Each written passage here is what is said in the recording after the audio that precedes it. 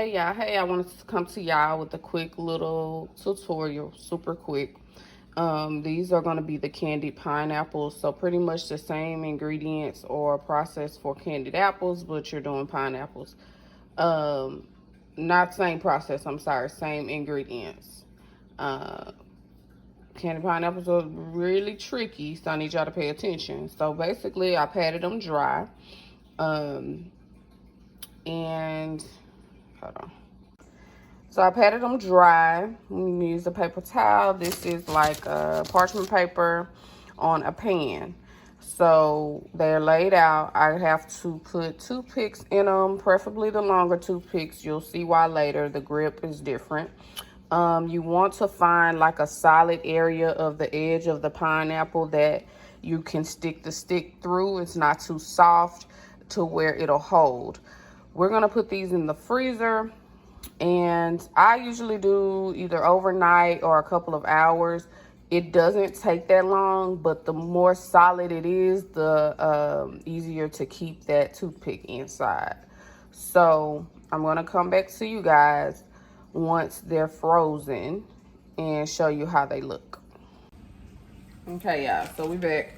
Like I said, you want to find like a solid area of the pineapple to push through. I'm gonna push through the other side, and don't be scared to come back out if it's not secure to you. So what I'm gonna do is do half of them with the stick, half without, because to each his own. I can do both, and you may like it without the stick because sometimes it does get difficult to pull the stick through after it's been frozen. So it's just to your discretion on how you want to do it. So I'm going to do 3 with and 3 without to see kind of which one. Haven't done these in a minute. I think if I remember right, I prefer it without. So I'm trying to gauge it to kind of see which one I'm going to do, or like rather. Because it seems like my daughter finna have me making these again. She did request these. Today is 8th grade appreciation day. For her dance team. So I'm just gonna make these to surprise her when she get home. But yeah, so we're gonna put these in the freezer and I'll be back with y'all soon. Okay, y'all, we are back. They're still in the freezer. By the time I finish this, I'll be taking them out. But welcome back to the vlog. It's your girl Tanishashantez, and as y'all seen, we are doing a small candy pineapple tutorial. If you have not tuned into my other tutorials, make sure you go to the tutorial playlist. It's mostly candy apples, but I did have candy grapes on there as well, and we'll be adding the candy pineapples. The recipes are on the older videos where I go into details, but most of my videos I do try to at least give the ingredients. So what I have here is 4 cups of sugar, 1 cup of Karo syrup, and 1 cup of water. And I'm mixing until it's well incorporated till we get our milky consistency, where you don't see the water separation anymore. I will make sure I pin it at the top so you guys can go visit one of the videos where I give lots and lots of details, one of my more popular videos. But yeah, this is what we're doing, and I'll be putting the candy thermometer in and letting this cook until we reach 300 degrees. I do not add my color until we're done. Once I add my color, I'm sorry, let me reverse. At 250 degrees, I add my flavoring. That is Lorenz. That is linked in my Amazon storefront. So anything custom candy apples, custom candy will be in my Amazon storefront if you need anything to start your process. If this is the perfect season, candy apples are very popular for Halloween. So it's definitely something, if you're interested, you want to go ahead and try to go ahead and buy your stuff so it'll be here in time. But yeah, these are going to be candy pineapples. And yeah, let's get our candy thermometer. We're going to wait on 250. We're going to add our flavoring. These are for my daughter, but I just wanted to show you guys. But yeah, we're going to add our flavoring at 250. Once it gets to 300, we will start dipping. I'll be back. So I had some people to comment on my other videos basically asking why my candy color doesn't look green at the end and things like that. So what happens is you have to ensure that you have a candy thermometer, number one, and you have to make sure the thermometer does not touch the bottom of the pot. If it does, it is giving you an inconsistent reading. That reading is a little bit off. So you want to make sure you're at the right point. And yes, when we say when it hits 300, take it off, we're not talking about 301, 305. We're saying 300. Even if you have to come back later and reheat because it may be getting hard fast, do that. Do not risk burning your candy because you decided to walk away for 2 seconds or decided to go grab something and you are already at 295. Please just take it off at 300. If you take it off before, it will be fine. The apples or candy will dip. However, you will have a more chewy consistency that gets stuck in people's teeth. I hate it. I don't like it personally. Some people do. Yes, the 300 degrees is a hard crack consistency, but candy's gonna stay on and you don't have as many issues with it getting stuck in your teeth or anything like that. So it's to each his own, you know, whatever you decide. But I just wanted to come back and say that because I did have some comments on one of my videos about that. Okay, so this is where you want to watch it because it is a smaller pot and it's pretty full. I need it this way because of the size of the pineapples and the shape, but it's pretty full. It will bubble over. So I'm trying to watch it. You can do the spatula method, but I'll be honest with you, this candy gets so hot, it goes right past the spatula sometimes. So it just really depends on, you know, what you're doing. But yeah, see how it's bubbling really fast? Not really what I would prefer this early. So I'm gonna turn it down just a little bit. So it may take me a little longer to get to 300, but I don't want it to overflow. All right, so we're just about where we need to be as far as 250. So we're about to add 1 gram of tropical punch, the Lorenz oil. It is not oil though, it is the flavor. You want it to say flavor. If you choose oil, your candy will be ruined. Her brand is just called Lorenz oil. So yeah, we're about to drop that in.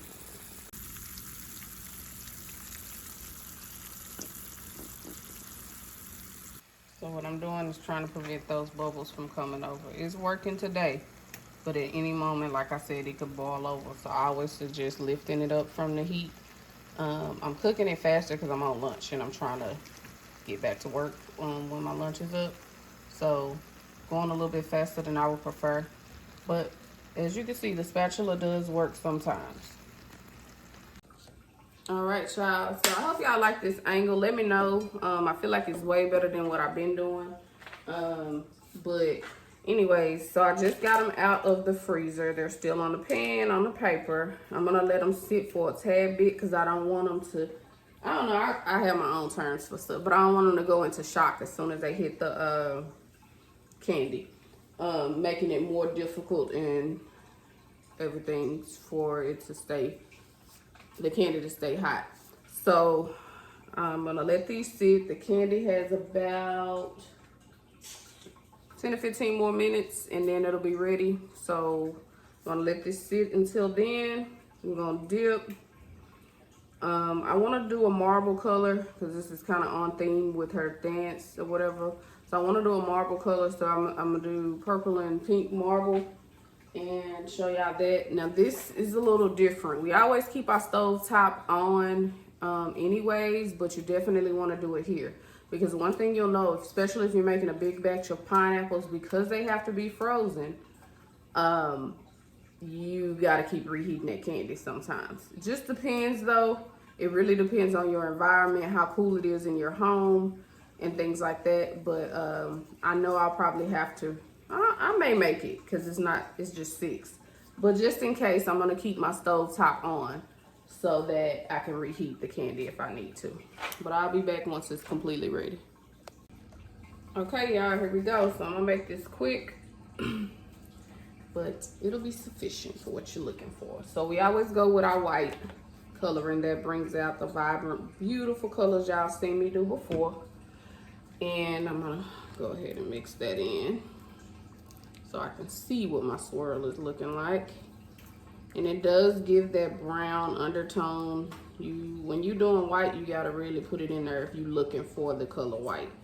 We'll go over that in another video, how to accomplish white candy apples or something. Comment down below if that's something that you'll be interested in, because I know a lot of people love white, all white parties and stuff like that. So I guess that would be a neat one to do. So I want to do majority pink on these.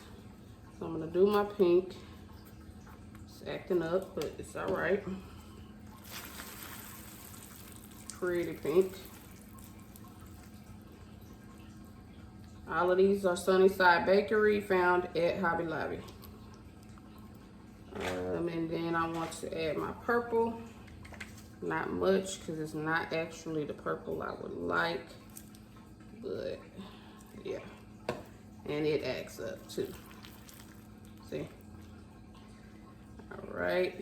Then, because it's trying to take over, I'm going to add some more pink.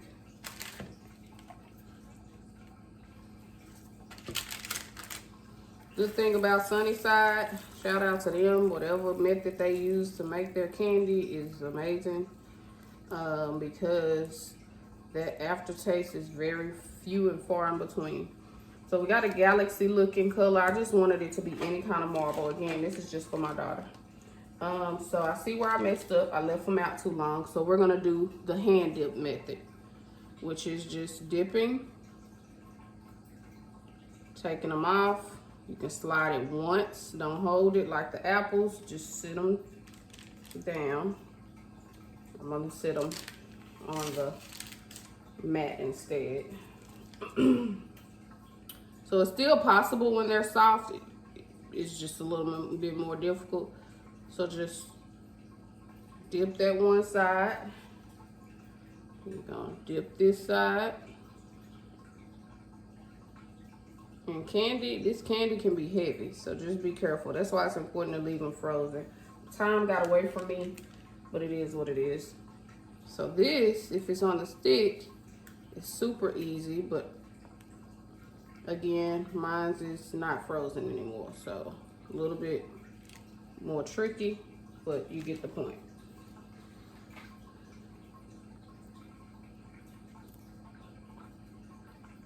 Slide off and to the mat.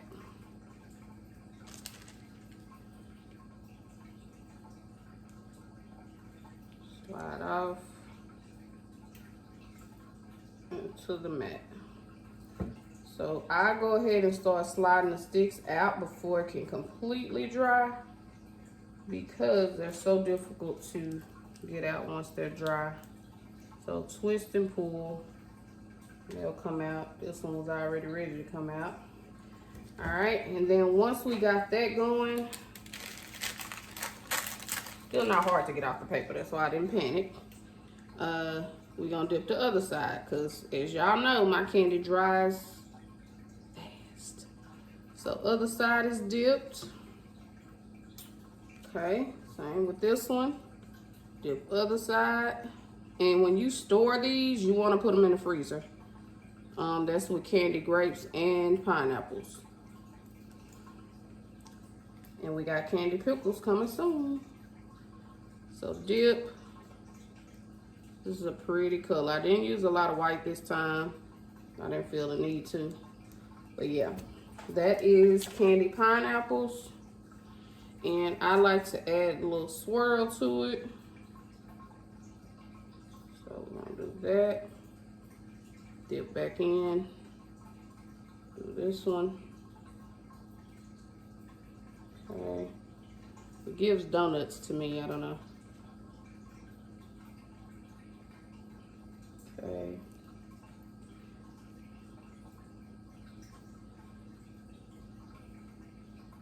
All right. So to me, the side-by-side dipping is tremendously better than the stick. I now remember why. But either way, they both get the job done. The excess does come off once it hardens. You can just pop the edges off. All that extra will be off. But yeah, This is candy pineapples. Let me give y'all an up close.